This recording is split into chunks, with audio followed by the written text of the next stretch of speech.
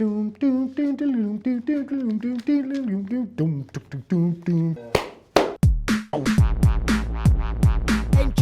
in the measure of limited release. I blub out at my earliest convenience tea. The Saturday nights are dog shit. The creme de la creme of feet. Of course we're fucking relevant. Some lyrics of Eton Alive that come to your mind.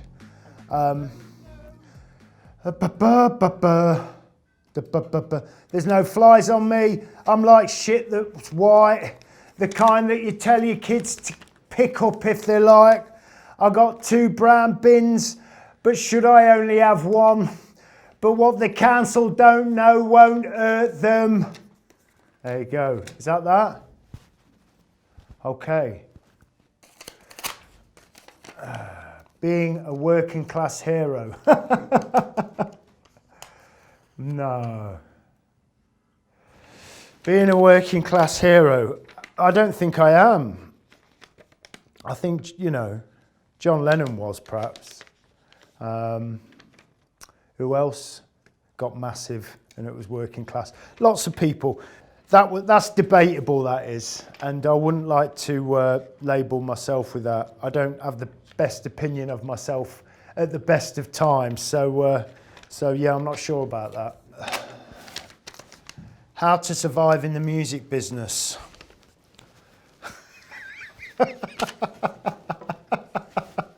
You don't. Even when you survive, you don't survive.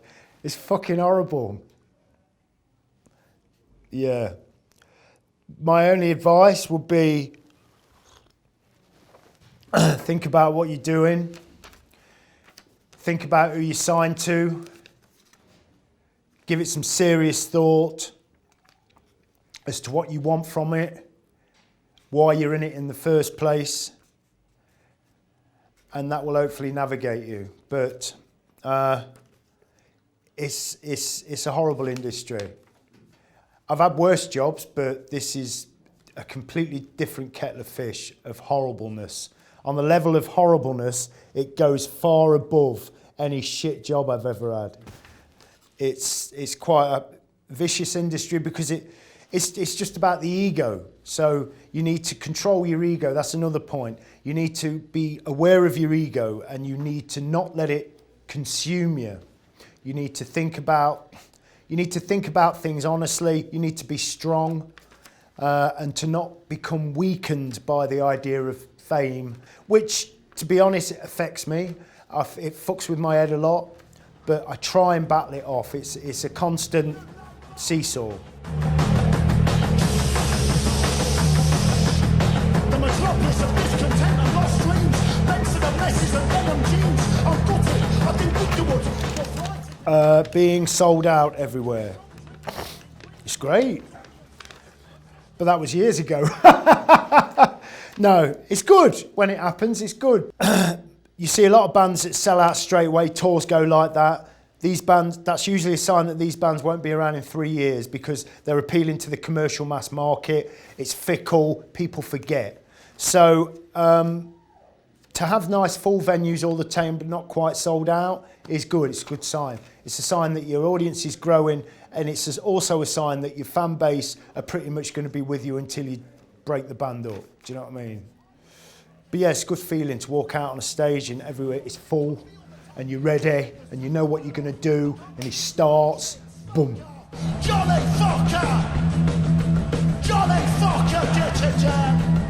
Which one has the worst taste? The public or the music industry? It's a good point. It's a good point.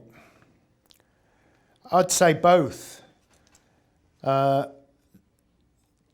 Generally speaking, the public are quite useless like that. You only get a small select group of people that know what they want, but the rest of humanity is quite happy to go along with it. Music doesn't mean a lot to a lot of people. It's background noise, it's a little ditty they sing in the car. I'm not saying that these people are stupid, because they're not, but people, they want to be told what to like sometimes, it's easy. There are some people in the music industry, like there are in the public, that know but I would say it's kind of equal, really. Where are my roots?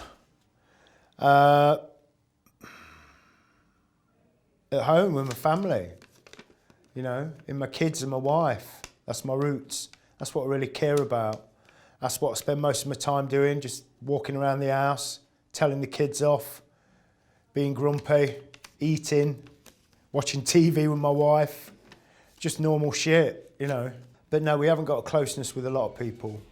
It is literally you go and gig and you work and that's it. And the important thing is the gig, you know what I mean? Meeting people after's fine, but because I don't drink and take drugs anymore, the social side of it is gone, do you know what I mean? Ready mix, packet, smash, sex calls, six-pack lash, drum edge, no tone, the faceless, the mix on sticks, our beefers rotting encrusted rocks, transmit. Johnny Rotten or Paul Weller? Johnny Rotten was more inventive. He was more, he was original. Paul Weller was quite inventive at not being original, but he was original. He invented the idea of the lad, I think Paul Weller did. He reinforced it. You had Dr. Feelgood before him and a couple of other bands that might have hinted at more of a laddie type thing that you know, that ended with Oasis. But creatively, in the sense of making new inroads into music, I'd probably say Johnny Rotten. But on a whole, I'm more sympathetic towards Paul Weller.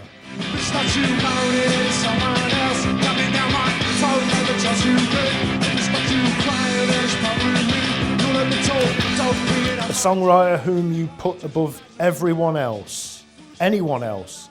A songwriter who you put above anyone else. God, there's loads of them.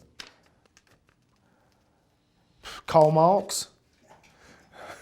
I mean, come on, let's face it. Karl Marx, really. I don't know too much about Karl Marx, enough, but anybody that can explain the inroads and outroads of modern civilization in a way that shows us that it's, you know, quite rotten, but in an intelligent manner, I'd have to say Karl Marx, really. Anyway, okay. Where does your anger come from? Childhood, from childhood. I don't know. Where does it come from? It comes from years of not getting anywhere. It comes from bitterness, jealousy, insecurity. It comes from a priority, a set of priorities that are quite strict in the sense of creativity has to be original, it has to have a message, it has to contain commentary about contemporary life, which is generally always quite bad. It has to be funny. And all of these things aren't really met. Promote yourself, look like a cunt, vodka parties, cushion walls in a shit club. I ain't bothered where it goes, I got a job. I'll rot away in the aisles of the co-op, mate, no prob. French fancies, Mr. Kipling. To become a singer is not simply to become a singer. A singer isn't someone who can sing. A singer is someone who can communicate their emotions from inside if they choose the song as that vessel. You don't necessarily have to have a toneful voice, but you just have to have something to say. Unless, of course, you want to go in pantomimes, in which case being just a good singer's fine.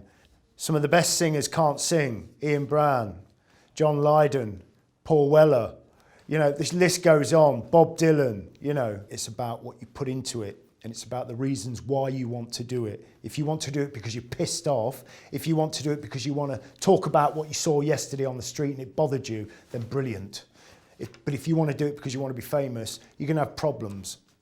You might be famous, you might get to that point where you are, but it will soon go. It will come back at you and attack you. Bang.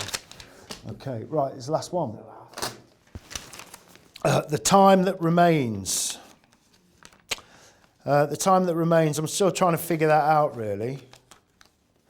I'm still trying to come to terms with, I'm still trying to get over the fact that everything is pointless. And I don't know if that is a sign of depression. I don't know the stresses and the strains of being sober and facing myself, and also having to remain in a professional industry where that doesn't go on a lot. But I'm really trying to struggle with the pointlessness of it all.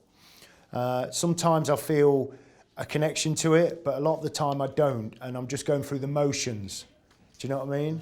So the time that remains is for me to overcome that before I, go off to the soil. Yeah, nowhere. That is my main objective. Thank you. No worries, thank you. Was that okay?